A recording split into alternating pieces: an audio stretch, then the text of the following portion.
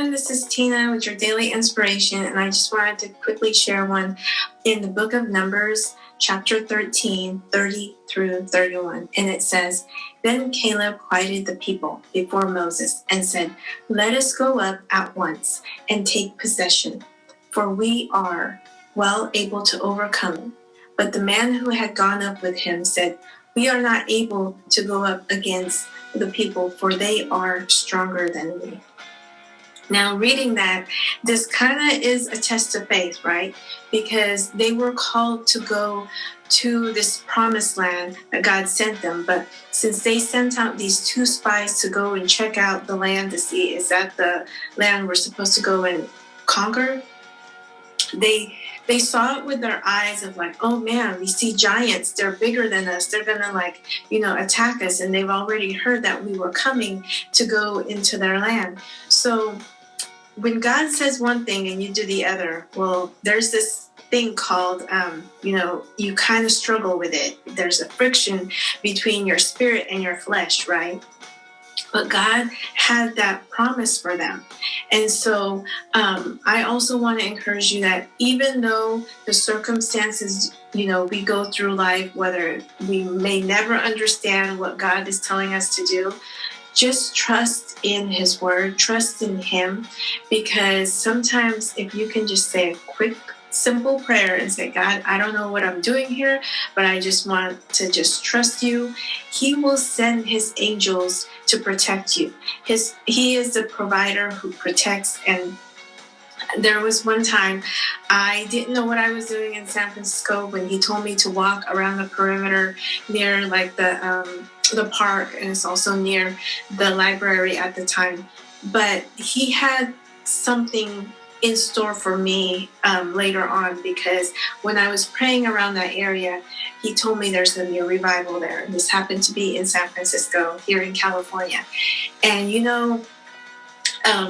I got lost going back to where I needed to go in one of the buildings because I was with my friend.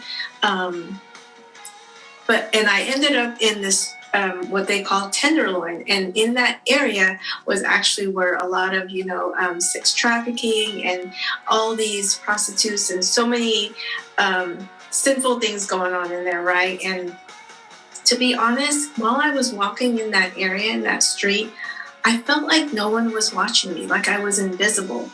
And, hearing from the Lord and knowing His word, the next day He reminded me that my 10-foot angel was actually protecting me. And so I just felt like this quick, like my angel's big wings just wrapped around me and no one can see me while I was getting to my destination. And what an amazing story that is, because that's also a miracle that you would never see with your own eyes. But through the supernatural, God is able, right? He is able to do exceedingly abundantly above all that we ask or think, according to the promise that works in us. And those are His promises. So I always say to dive into His word, because His word is alive. His word is for you to carry with you. If you think of the Bible, it's actually an instruction for your life. There's stories there that relates to so many things of the Hebrews, the Israelites, but yet it's your chapter that He's sharing with you, like, hey, this can be your story that I'm working in you. So I just want to encourage you, you have a story to tell.